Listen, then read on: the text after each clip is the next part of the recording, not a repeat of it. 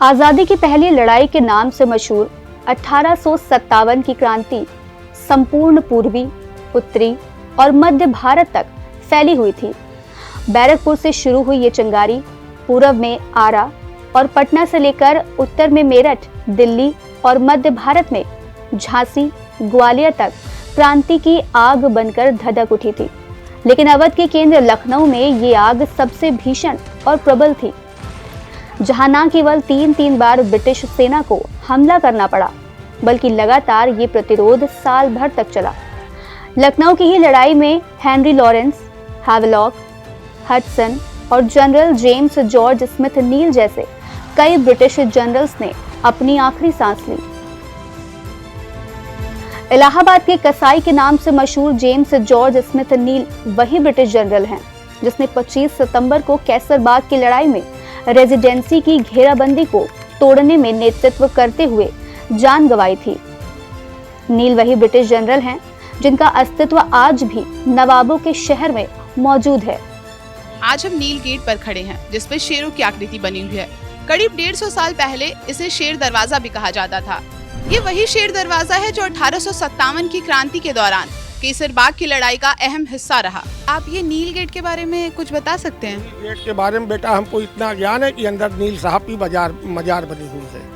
हाँ, उन्हीं के नाम से नील रोड बोला जाता है। हाँ सर, जनरल नील कौन थे और उनका लखनऊ से क्या नाता था? जी, नील मद्रास रेजिमेंट से जुड़े हुए थे। इनकी पैदाइश स्कॉटलैंड में हुई थी, पढ़ाई लिखाई ग्लासगो में हुई थी और अभी भी जहां ये पैदा हुए थे उस जगह नील की एक भव्य मूर्ति उनकी याद में है।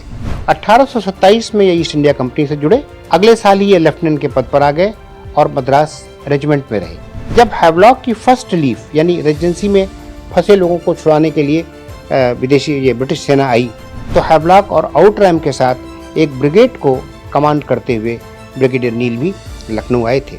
इस प्रकार से लखनऊ से भी उनका एक बड़ा ताल्लुक रहा है। लखनऊ में इनकी मौत भी हुई।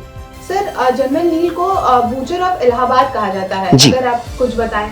जी, जनरल नील के बारे में बहुत से किस्से जुड़े हुए हैं और उनको एक अलग ढंग से देखा जाता है। हुआ ये कि 1857 का जब विद्रोह हुआ तो जनरल नील क्रीमिया की लड़ाई में शामिल थे, उसके पहले एंग्लो बर्मा की लड़ाई में शामिल थे, तमाम लड़ाइयों में शरीक रहे। तो जनरल नील को मद्रास रेजिमेंट के साथ बनारस भेजा गया, लेकिन बनारस से ही उनका रवैया थोड़ा अलग ढंग का था। इलाहाबाद पर उस समय क्रांतिकारियों का कब्जा हो गया था। इलाहाबाद में फिर से ब्रिटिश कब्जे के लिए जनरल नील जब आगे बढ़े, रास्ते में जितने गांव पड़े, तमाम निरीह, निरपराध ऐसे लोग जो विद्रोही नहीं थे, जिनका 1857 की लड़ाई से भी कोई संबंध नहीं था, उन्हें भी पकड़ करके पेड़ों पर उन्होंने फांसी लगा दी, पेड़ों पर टांग दिया। उनका उद्देश्य यही था, सारे गांव वालों के पास, सड़कों पर से गुजरने वालों के मन में एक टेरर पैदा करना, एक आतंक पैदा करना। इलाहाबाद पहुंच करके भी उनका यह कहर एक चरम सीमा पर पहुंच गया। उन्होंने लोगों के घरों में आग लगाई, बहुत से लोगों को तोपों से उड़ा दिया और बहुत से लोगों को फांसी लगाई। उसके बाद जनरल नील कानपुर पहुंचे।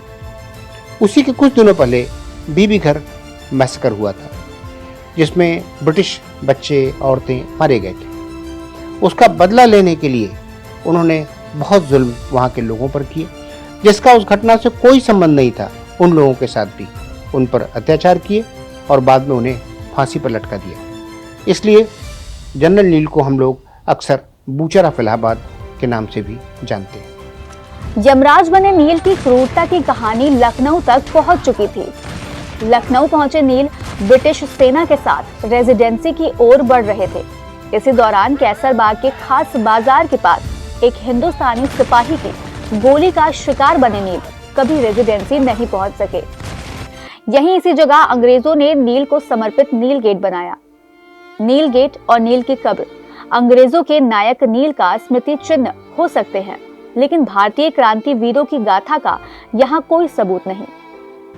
ऐसा कोई सबूत नहीं है जो उन निरपराध लोगों के दर्द को बयां कर सके जो नील की क्रूरता का शिकार बने।